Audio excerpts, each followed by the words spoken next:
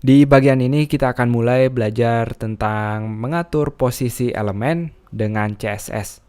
Untuk itu kita akan menggunakan halaman member.html untuk teman-teman yang punya filenya. Di halaman member.html ini sebagian besar isinya sama seperti sebelumnya, tapi tentunya untuk mulai mengatur CSS-nya kita harus menyambungkan filenya di bagian tag head-nya seperti ini. Jangan lupa tag-nya link, lalu atribut rel style sheet, dan juga sumbernya kalau satu folder langsung style.css. Seperti yang udah disindir, kita akan belajar cara mengatur posisinya. Agar lebih rapi kita beri komentar di sini. Saya tulis mengatur posisi di CSS. Ada beberapa posisi di CSS. Yang pertama adalah static. Saya akan jelaskan satu-satu nanti. Yang kedua relatif. Yang ketiga absolute, dan yang keempat adalah fixed. Yang standar atau yang default adalah static. Jadi yang teman-teman lihat sekarang adalah static. Static dia akan otomatis ngikutin urutan yang ada di halaman HTML kita. Jadi nggak mungkin tulisan daftar murid ini akan lompat ke bagian atas karena dia semuanya static. Sekali lagi static dia akan mengikuti order yang ada di HTML-nya atau tidak ada perubahan sama sekali. Kita akan masuk ke properti yang kedua, yaitu properti relatif. Langsung aja kita lihat contohnya. Di bagian member HTML, setelah menggabungkan style CSS, tentunya ketika kita refresh akan ada beberapa tambahan di sini karena pelajaran yang bagus di sini karena kita menggunakan CSS yang sama dengan indeks HTML-nya. Artinya bagian-bagian seperti H1, H2 yang kita juga punya di sini dia akan ikut berubah.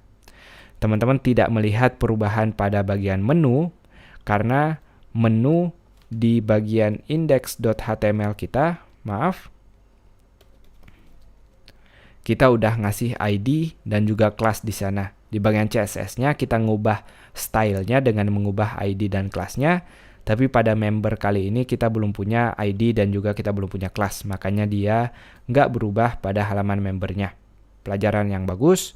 Kita akan langsung mulai belajar mengatur posisi. Dengan bagian menunya kita beri ID. Hati-hati nama menunya nggak boleh sama. Kita beri menu yang berbeda dengan nama menu member. Jadi nanti bagian indeksnya nggak keganggu sama sekali. Di bagian menu underscore member, kita pilih dengan tanda pagar karena dia ID. Untuk mengatur posisinya kita hanya perlu menulis position seperti ini. Tentu kita mau melihat relatif, ini yang mau kita pelajari sekarang. Pertama, kalau kita refresh tidak akan ada perbedaan apa-apa. Perbedaan relatif dan statik sendiri, kita bisa mengatur posisi relatif dengan property top, property right, property left, dan juga bottom. Langsung aja kita lihat dengan top, saya kasih 50 pixel seperti ini. Saya refresh. Sekarang dia berada 50 pixel dari posisi aslinya. Teman-teman lihat dia udah mulai pelanggaran sekarang. Posisinya udah bukan lagi sesuai urutannya tapi udah mengatur sendiri. Kita akan bikin lebih ekstrim lagi yaitu 70 pixel seperti ini. Itu contoh pertama. Tentu teman-teman bisa nyoba-nyoba dengan left, bottom, dan juga right. Tapi ingat kalau kita udah ngatur atasnya, kita nggak perlu lagi atur bawahnya.